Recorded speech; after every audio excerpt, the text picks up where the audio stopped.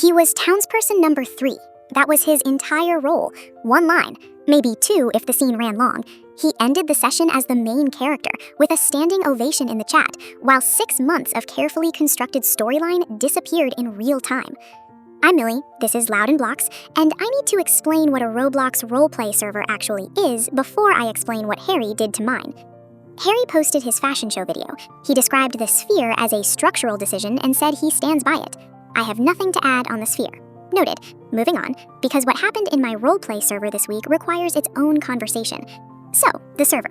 6 months ago, my friend group started a Roblox roleplay group. Not casual drop-in roleplay. Organized, structured. We have a running storyline, assigned characters, a shared document with lore and character histories, and scheduled sessions every week. It takes commitment, and everyone involved has committed. We have plotlines that span multiple sessions. We have character arcs. My character has a rival and an unresolved backstory that we have been building toward for 8 weeks. These are the stakes. This is the context. Harry found out about it last Tuesday. He asked what I was doing. I told him. He asked if he could join. I said the group was closed. We had established characters and an ongoing story, and adding someone new mid-arc disrupts the continuity. He said he wouldn't disrupt anything. He just wanted to watch. He was curious. He thought it sounded interesting. I want to pause here because I've heard Harry say he just wants to watch before. I have specific memories attached to those words. I said no. He asked again on Wednesday. He said he could play a background character, someone in the background of scenes, no major role, just present. Atmosphere. He used the word atmosphere. I discussed it with the group. The group said, fine, 1 session, background only. We assigned him Townsperson number 3, 1 line in scene 2. The market opens at dawn. That is the complete role. 7 words. He had 1 job, and the job had 7 words. He showed up to the session on Thursday having written character notes. I found this out afterwards. He had spent time, I don't know how much time and I don't want to know, developing a backstory for Townsperson number 3. He had given the townsperson a name, Gerald. He had decided Gerald had a complicated relationship with the market owing to an unspecified incident several years prior. None of this was in the lore document. None of this discussed with anyone. Gerald existed entirely in Harry's head, and then on Thursday evening, Gerald entered our server. Scene 1 began. Harry sat quietly in the background, present, atmospheric, exactly as agreed. I started to think this might be fine. I delivered my lines, my rival delivered her lines. The scene was building exactly as planned. 6 weeks of setup paying off in real time. It was working. And then it was scene 2. Harry's line was, the market opens at dawn. That is all. 7 words. A background detail, flavor. He delivered the line, and then instead of returning to the background, Gerald kept talking. Harry improvised 3 additional lines for Gerald. Unprompted, without discussion, Gerald apparently had opinions on the market's current management. Gerald referenced the unspecified incident. Gerald made eye contact with my rival's character in a way that implied history. My rival's character responded because she's a good role player and she was working with what was in front of her. And just like that, Gerald was in the scene. I typed to Harry privately, that's your line, just the one. He typed, Gerald has more to say. Gerald is not real. Gerald is a townsperson Harry invented on Tuesday and named without permission. Gerald does not have more to say. I said this. Gerald said Gerald was adding depth. I said we have depth. Gerald said Gerald was complimentary depth.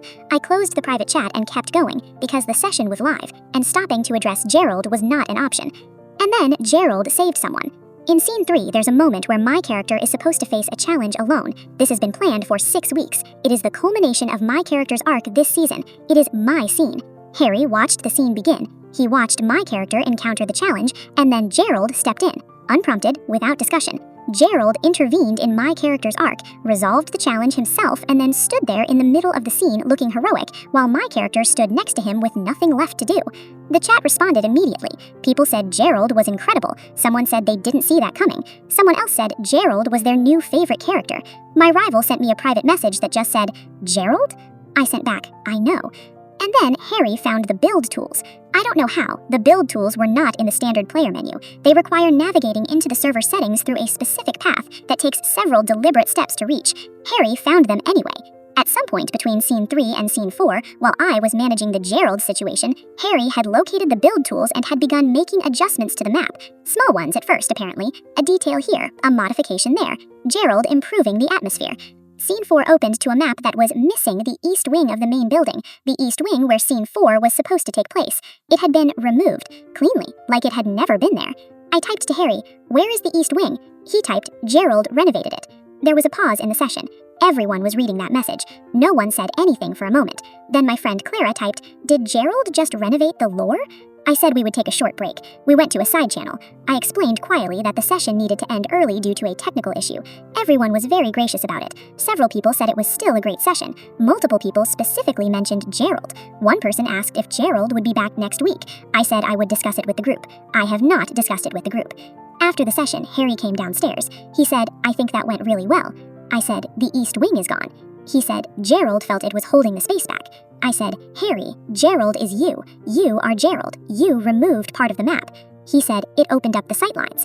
I looked at him for a moment. He was completely calm, genuinely unbothered. He thought he had contributed. He thought Gerald had added something. He looked at me with the expression of someone who had done a good thing and was waiting for it to be acknowledged. I said, "The session ended early." He said, "It ended on a high." I went upstairs. Here is the thing about Harry and roleplay. Roleplay requires you to understand that other people have stories too, that you are not always the main character, that sometimes your job is to say 7 words and step back and let someone else's 6 weeks of planning pay off the way they planned it.